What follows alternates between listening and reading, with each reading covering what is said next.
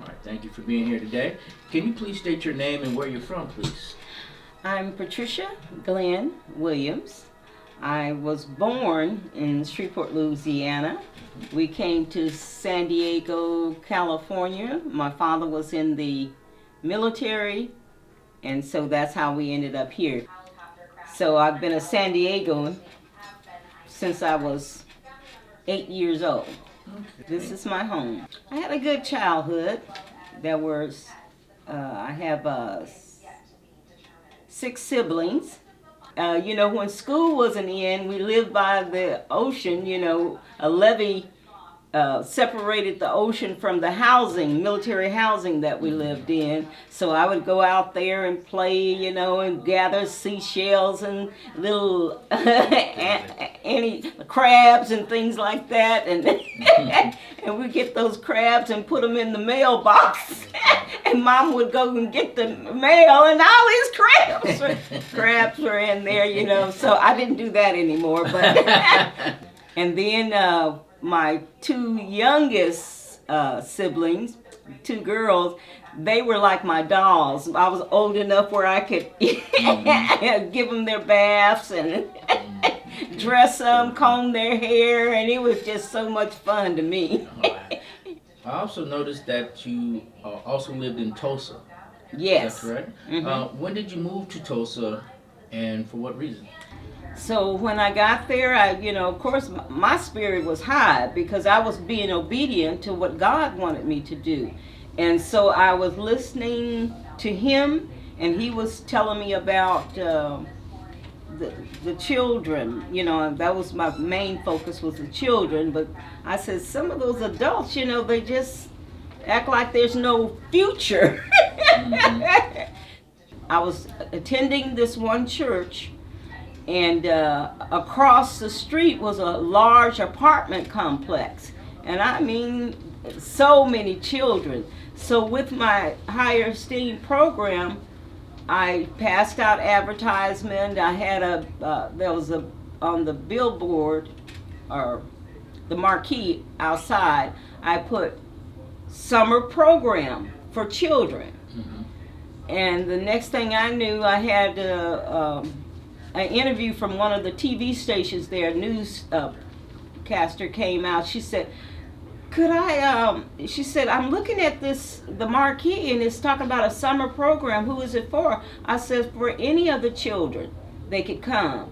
Next thing I knew, I had and I had to buy material and all that. Of course, I took my own money and bought most of it. But then I charged like $10 and for a child to come. And then if it was more than one child in the family, all of them came on the $10. On the $10. It was so many children there. The news came in. They saw all these children. So mostly if they need help with their schooling, we would have after school program, which, we would have tutoring for the kids. Then they came there and played games, board games mostly at that time, and do things in the team. Then we started going on field trips, and, it wasn't a lot of money, but it, through the summertime, if teachers don't have a job, well, hey, that was real good. How do you feel your business helped the community? A place where their children could come that would be safe, and it was a nurturing environment.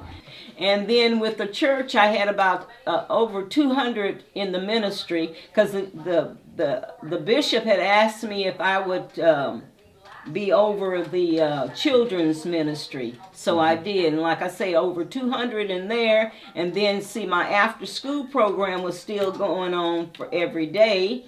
Parents that were working, they got the kids there, and then higher esteem was responsible for picking the kids up. That way I knew the kids would be safe. It wouldn't be a thing like walk home type of thing. Whoever was in the program, that's what we did. We picked them up, and the parents would know they were at a safe place. So why did you move back to San Diego?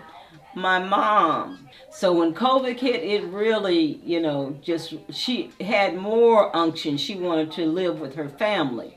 So the Lord told me, you go, you take care of your family. The Lord said to help him with his church. And then I want you to expand with higher esteem. Make sure that you start another higher esteem. Keep the one you have in Tulsa, but also in San Diego, I want you to expand the program. Okay. Back more on your mom. What is your relationship like with your mom now? Oh, she lives with me. And she wants to go wherever I go. And she said, well, I go where you go. Where are we going today? And how old is your mom? My mom is 96 years young. So is your mom going through any issues with being 96 or anything like 96. that? Every now and then you see a little dementia where she can't remember, of course, names and who is this one and who is that one. Mm-hmm. Oh, they look like us. And but, you know, I haven't really counted all of her grands and great-grands and great-great-great-grands, and, you know, but I know it's up there 100 at least. She knows how to do certain things, brush her teeth and take her shower, and she has a bench in the shower to sit down on, and she knows where her clothes are and everything, putting those on, and so I think it helps. It helps her, and anything that helps her, it helps me.